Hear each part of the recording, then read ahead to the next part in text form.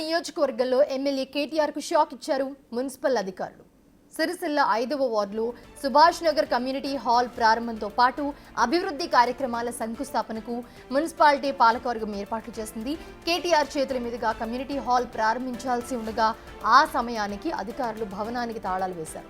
దీంతో కేటీఆర్ ఇతర కార్యక్రమాలకు హాజరయ్యారు.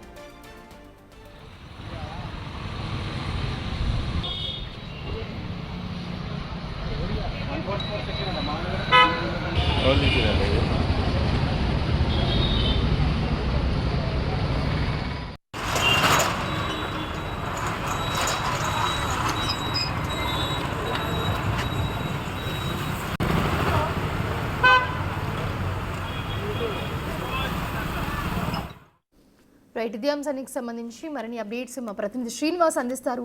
శ్రీనివాస్.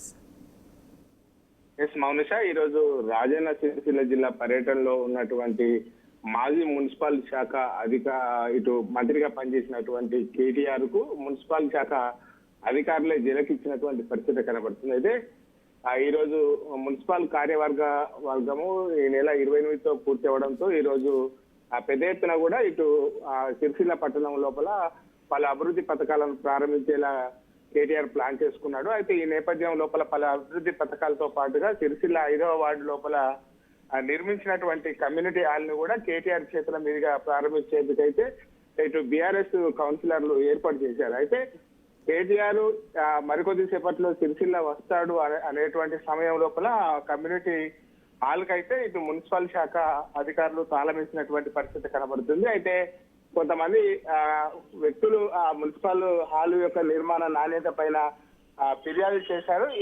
ఇటువంటి ఫిర్యాదులు రావడంతోనే ఆ మున్సిపల్ అధికారులు ఆ కార్యాలయానికి తాళం వేసినట్టుగా అయితే చెప్పడం జరిగింది. అయితే సిరిసిల్లో కమ్యూనిటీ హాల్ ని ప్రారంభించకుండానే మిగతా కార్యక్రమాల లోపల కేటీఆర్ పాల్గొన్నాడు. అయితే నాడు మున్సిపల్ శాఖ మంత్రిగా ఇటు పలు అభివృద్ధి పథకాలను సిరిసిల్లకు కేటాయించినటువంటి కేటీఆర్ ఈ రోజు అది మాజీ మున్సిపల్ శాఖ మంత్రిగా ఇటు సిరిసిల్లకు రావడంతో అయితే ఈ మున్సిపల్ శాఖ అధికారులు జలకివ్వడం అయితే ఇప్పుడు చర్చనీయంగా మారినటువంటి పరిస్థితి కనబడుతుంది. మౌనిష.